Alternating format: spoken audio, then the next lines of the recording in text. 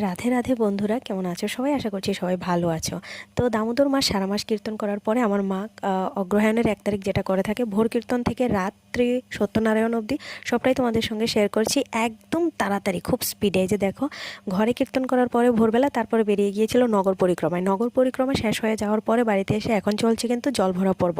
আর আমার বাবু দেখবে না সেটা তো হতে পারে না, বাবু এই কীর্তনটা 12 বছর সম্পন্ন করে, এই বছর 13 বছর। সেটা বাবু উঠানে বসে বসে কিন্তু তদারকি করছিল। তারপর দুপুরবেলা হয়েছিল ভোগারতি। তো ভোগারতি সবটা আমি তোমাদের সঙ্গে শেয়ার করতে পারছি না অতগুলো মানুষের, কারণ হলো সবাই দেখেছো আমি যেতে হয়েছিল হসপিটাল, কারণ মানে আমার শ্বশুর হসপিটালাইজড ছিল কিছু সময়ের জন্য, তো সেজন্য আমি বাড়ি ছিলাম না। তো এখন বাড়িতে ভোগারতি শেষ হওয়ার পরে তারপর সবার না হলেও 500 জন খাওয়া দাওয়া পর্ব শেষ হলো, সেবা পর্ব শেষ হলো। তারপর এই সেবা পর্ব শেষ হতে হতেই কিন্তু হয়ে গেছিলো সন্ধ্যা। তো সন্ধ্যার পর থেকেই শুরু হয়ে গিয়েছিল রাত্রিবেলা সত্যনারায়ণের আয়োজন। তো সেই সত্যনারায়ণ শেষ হওয়ার পরে আমাদের